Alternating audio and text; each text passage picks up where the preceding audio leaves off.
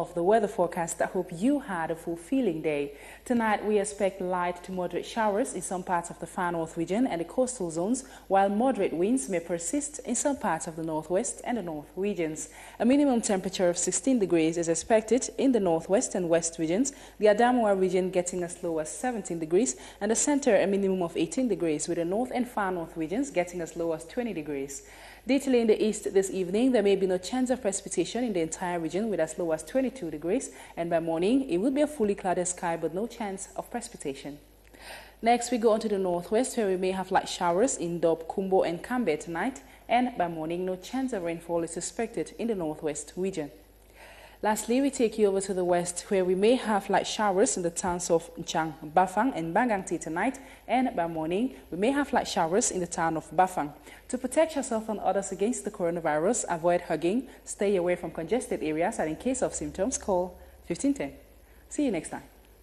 As leader in third-generation audiovisual content, Sage Raza Production offers you tomorrow's solutions today: digital video production and broadcast, data-less e-learning platforms, virtual and augmented reality. Sage Raza Production, mastery of innovation. Even perfection evolves.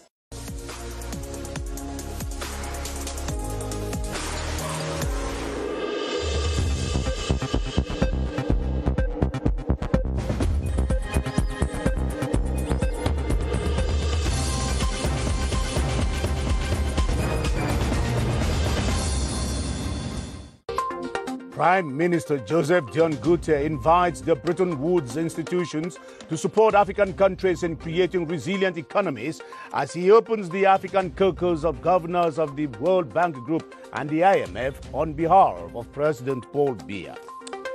Cameroon finalizes research on producing a made-in-Cameroon remedy for the coronavirus as the killer pandemic continues to take its toll on the country. The scare of flooding and inundations loom low in the far north region as climatic variations and precipitations provoke the heavens to unleash heavy downpours in parts of the region. Those are our top stories. Good evening and welcome to the 7:30 news. I am Ben Menopufong in Yaoundé.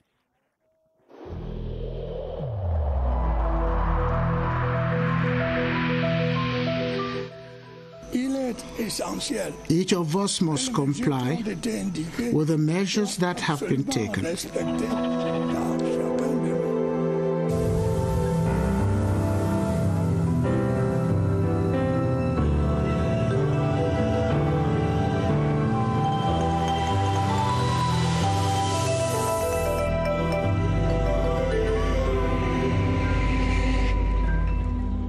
Welcome once again. Cameroon's Prime Minister has appealed to the Bretton Woods institutions to take more sustained actions in supporting African countries create resilient economies.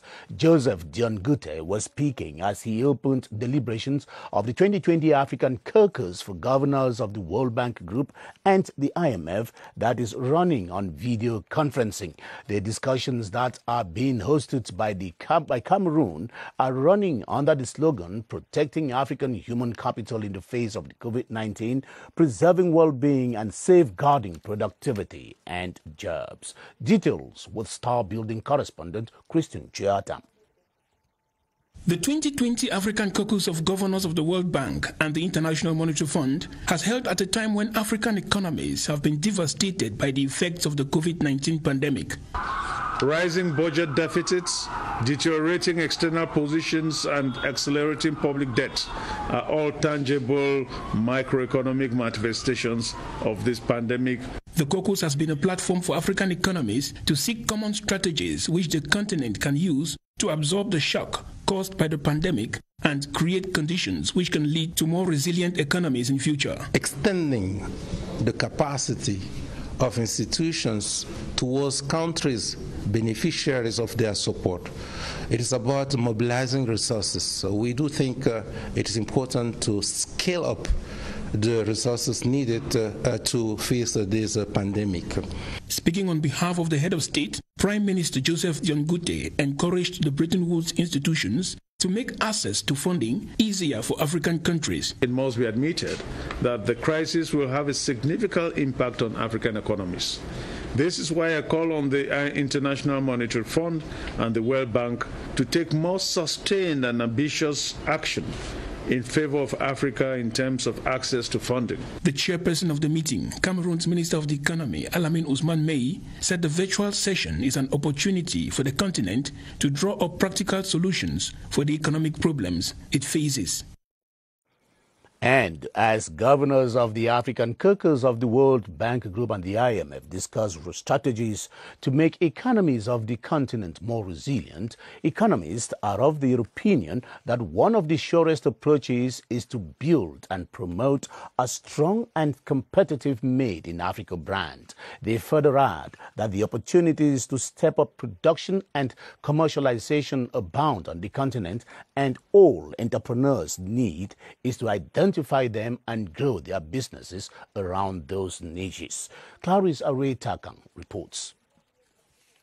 More than 1.2 billion people in need of feeding, clothing, housing, education, health, and the list is long. For others, jobs is what they are after. A strong African market has a lot to say. We can also put in place a framework which is incentive for foreigners that will come, we join with local people, and then they can put in place, they can create company, they can work together and sell. The whole bank can help us to start with our agricultural development. After the agricultural development, we can go to the agroforestry and even agro-industry development. Cooperation with Bretton Woods institutions should be strategic. As it is the mission of the IMF and the World Bank, support in regulatory transformation, in policies implementation, and in infrastructure development through financing, a structured and powerful support from those institutions to transform our economic market, and again, in a converging view. Playing a leading role on the global trade scene comes with having a strong bargaining power. Africa could build the continental economy from the opportunities on offer. We need to try and change the dynamics.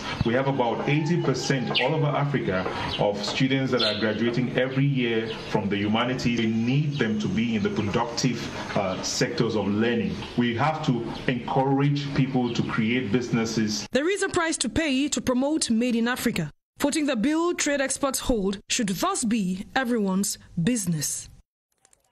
How well is Cameroon faring on the path of fabricating local drugs against COVID-19? That question was at the center of discussions at this week's interministerial meeting to monitor and evaluate government's riposte strategy against the COVID-19 pandemic. The virtual session, chaired by the Prime Minister Joseph John Goodluck, also made an appraisal of ongoing negotiations with the European Union to have Cameroon included amongst the list of countries authorized to enter the EU zone. Christian Chiatam once again reports from the Star Building. The interministerial meeting came exactly 5 months after the first case of coronavirus infection in Cameroon. Since then, the country has recorded a cumulative number of 17,586 positive cases. 15,996 of them have already been declared healed. The Minister of Public Health, Manoda Malachi, says 1,117 active cases are currently present in the country, while 393 COVID-related deaths have been recorded. The evaluation meeting also looked at progress made by the country in producing drugs used against the coronavirus locally.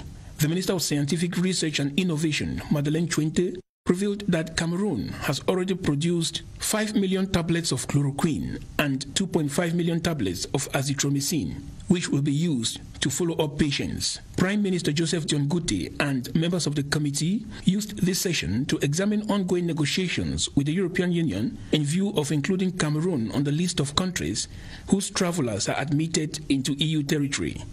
The Minister of External Relations, Mbela Mbela, said negotiations towards this end are on course. Months after the detection of the first case of coronavirus infection in Cameroon, officials say the country's capacity in handling the disease is intact. Prime Minister Joseph John Goodluck has instructed the different ministers concerned to put in more efforts in ensuring the steady production of drugs and the eventual readmission of Cameroonian travelers into the EU. The written phase of the General Certificate of Education Ordinary and Advanced Level kicked off across the Cameroon territory today with over 154,000 candidates on the takeoff line. A total of 13,321 candidates are taking the exams in the Northwest region, with reports talking of an overall smooth start in the entire region. Though a few cases of absences were recorded, the regional education stakeholders have been expressing satisfaction with the hitch-free takeoff, as you say. Karin Tosam from CRTV Northwest. Months of preparations plagued by a double political and health crisis. And finally, they are in a drive to overcome the challenge. Some of the close to 8,000 students that began writing this Thursday have expressed optimism this far. It was a bit difficult, but we have tried our best. Even though from question 40 to 50 it was tough, but the exams was good. At GBHS Bamenda, just like in PCHS Bamenda, heads of accommodation centers and education stakeholders in the region speak of a smooth start of the session. We are expecting 370 candidates for the O-level. 2 are absent, and for A-levels, economics, all the candidates are present. I had close to 8,000 candidates in the region writing all of these subjects, and the level of effective presence of candidates stands at 98.5%. Conscious of the stakes posed by the COVID-19 pandemic, these measures are inevitable.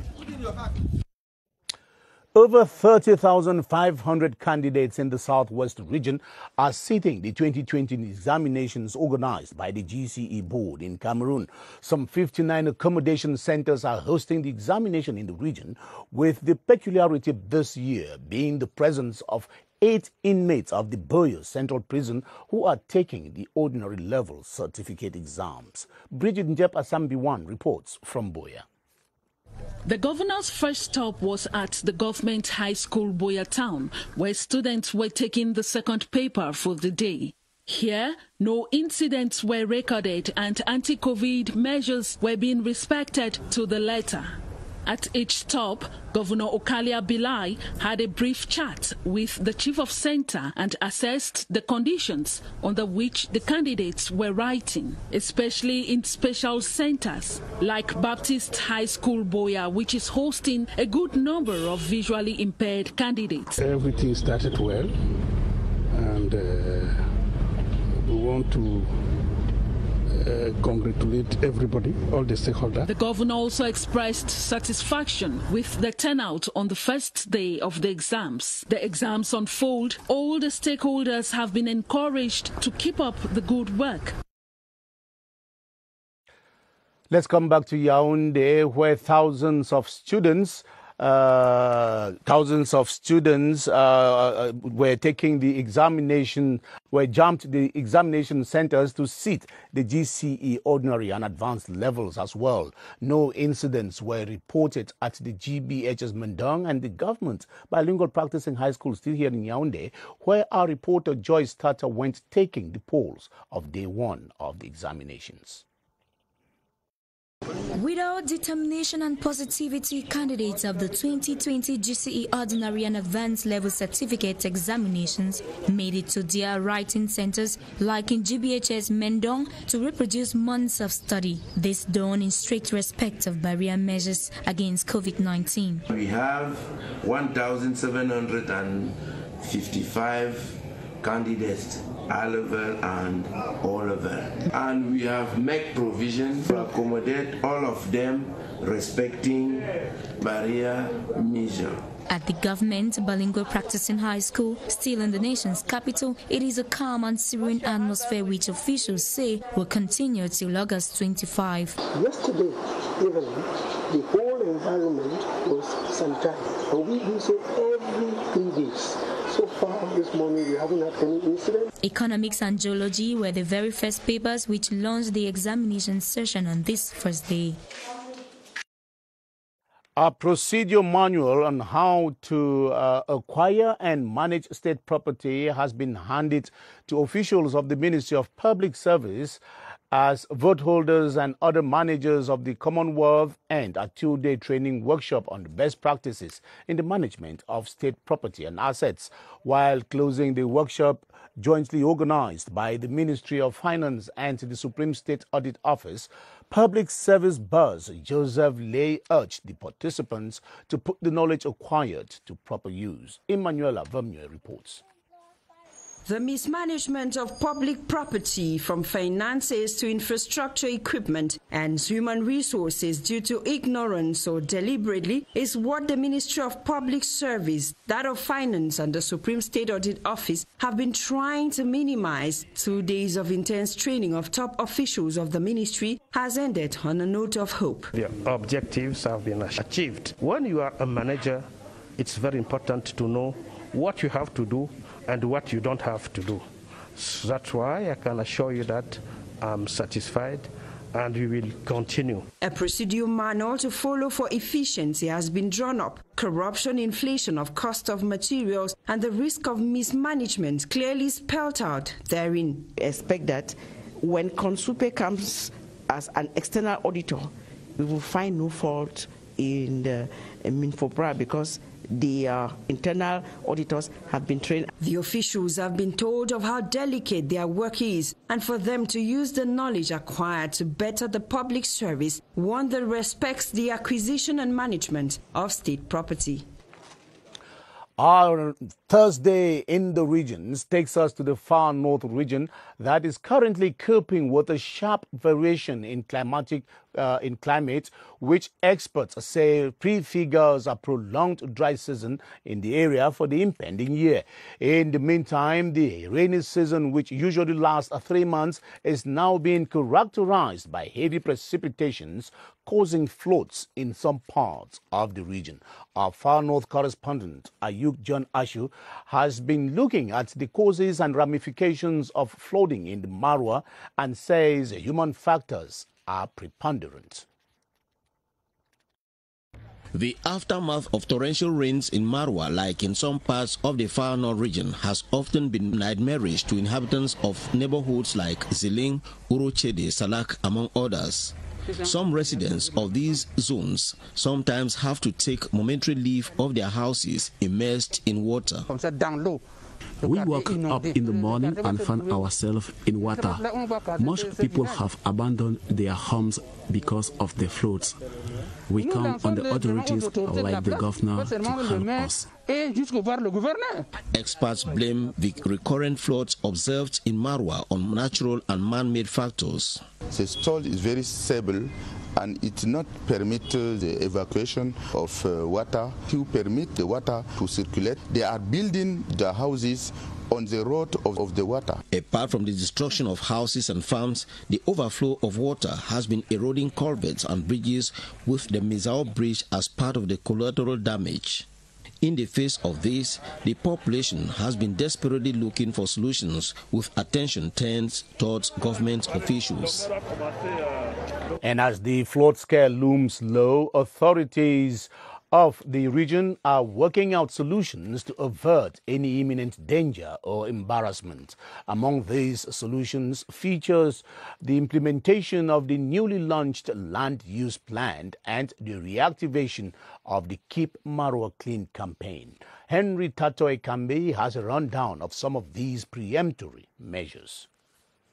The recent floods that have wrecked the far north's capital, Marwa, have compelled the authorities to figure out solutions to help the affected neighborhoods.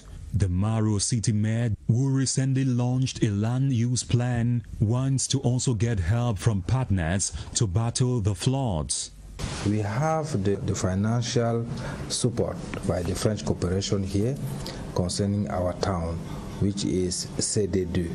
We have to work in order to make top our culvert infrastructure. Dr. Sali Babani also believes a responsible waste disposal attitude from the populace will help a great deal. When they have their dustbin, they put them inside Isakam box. A point that the governor of the far north corroborates with plans to relaunch the Keep Maroc Clean campaign. We decided to relaunch campaign of hygiene in the entire region to clean the water, to enable water to go right to the rivers. Experts and the authorities therefore insist that the population's part is irreplaceable in the management of floods in the city of Maroua.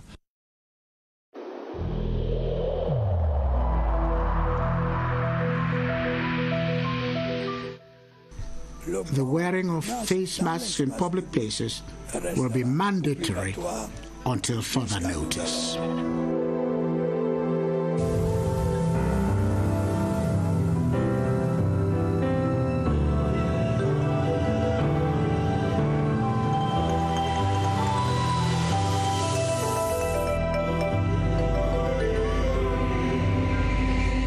And you're watching the 7:30 news on the Cameroon radio television, the CRTV. We are broadcasting live from Yaoundé. Today marks exactly 5 months since the first coronavirus case was confirmed in Cameroon. So far, 17,586 persons have been tested positive for the disease, and more and more Cameroonians are confessing that traditional medicine has been helping them recover from the infection as the situation evolves in the country. So, what role does traditional medicine play in the treatment of COVID-19? Baldwin Sama is at the Public Health Emergency Operations Center here in Yaoundé with information on what with information on that particular issue, as well as an update on the situation of the disease as it stands in Cameroon today. Hello, Baldwin. Good evening.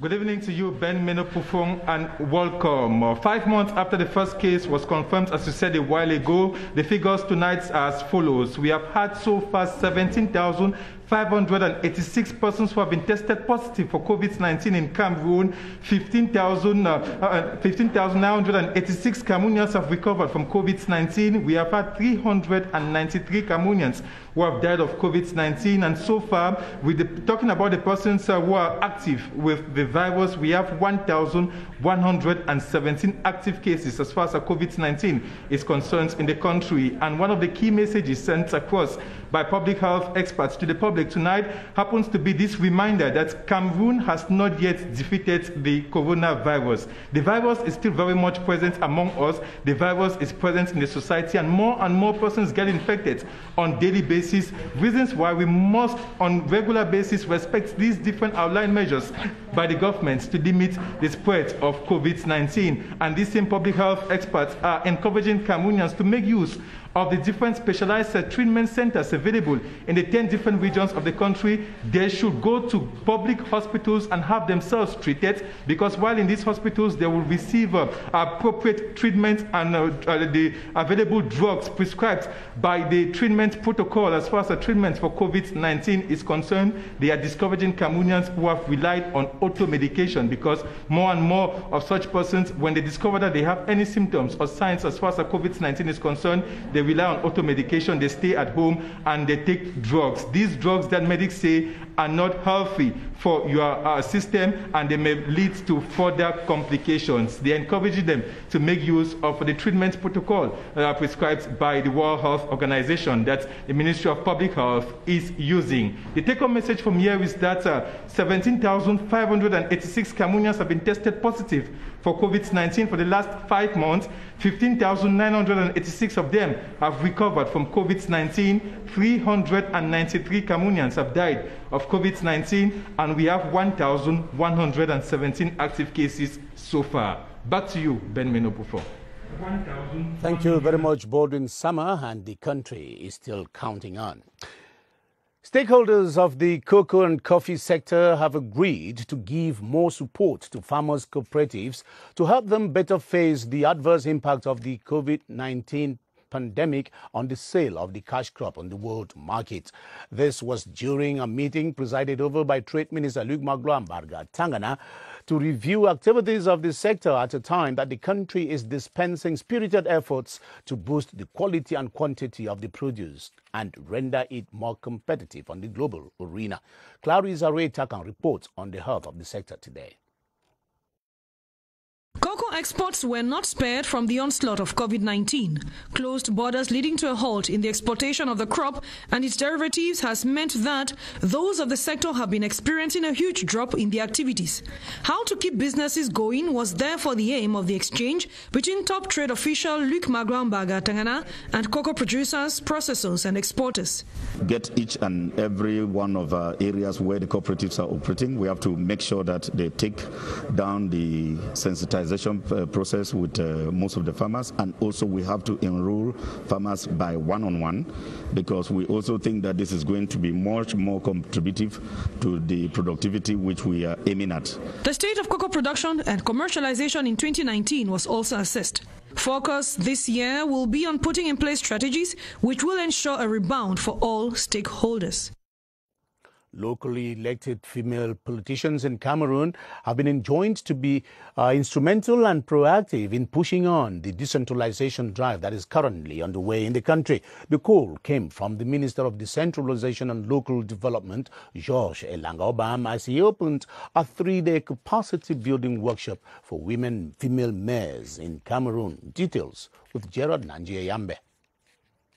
Consolidating the role of a female elected politician in contributing to grassroots development is the focus of this capacity-building workshop for women mayors in Cameroon. You know how women are active, how they are committed, and how they are devoted. They should be part of those who are presenting themselves to elections. There is the need for legal instruments of application for them to effectively accelerate the decentralization process. This law is a new law. Everything is inside to show us how we can develop, how we can go and look for the finance to build our council. When I go back, I'll be able to manage my community in both civil statute and how to implement the decentralization law. The workshop comes to an end on Friday, August 7. The Cameroon National Order of Civil Engineers has been briefing the press in Yaoundé on activities it intends to organize to mark the 20th anniversary of the professional order. At a press event in the nation's capital today, the president of the order, Kizito Nkoa, presented the panoply of measures and activities that the order has been engaged in over the years to stamp the mark of professionalism in the corps. Ewane Epole reports on the pre-anniversary event. The main focus of the press conference organized by the National Order of Civil Engineers, NOCE, was to launch commemorative activities ahead of the celebrations of the NOCE 20th anniversary. During the forum, the president of the National Order of Civil Engineers informed media practitioners on the high points of the event. To sensitize all these young engineers in what the profession will be for the future. The 20th anniversary will be organized under the theme, The Civil Engineer Working for Infrastructure Development. According to the group leader, their vision is to promote civil engineering professionalism and expertise in Cameroon.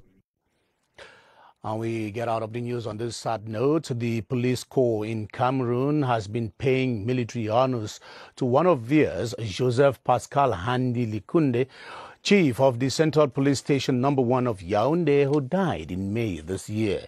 The solemn event at the esplanade of the Yaoundé Police Academy was attended amongst others by the representative of the Delegate General for National Security. As Beatrice Losamba reports, the 53-year-old police commissioner died in active service, trailing a 20-year career with the police corps. On a fair Thursday morning, military honors are rendered to this chief of the 1st Central Police Station for the city of Yaoundé. Police Commissioner Joseph Pascal Handi Likunde died in active duty last May 2 after a brief illness. leaving behind his wife and 3 children. His colleagues in shock. In a far from normal times plagued by health crisis, the time-honored tradition is still respected. The police chief's casket, ushered in on a chariot, is saluted by the Inspector General, Commissioner of Police Mvogo Jean-Marie, representing the Delegate General for National Security. Final salute to the 20-year career of Police Commissioner Handy, a good part of which was spent in the Southwest region.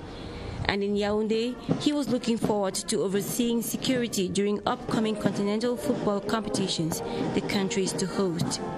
He takes his last march with the troops homebound for his burial in his native village Makaktu in the center region.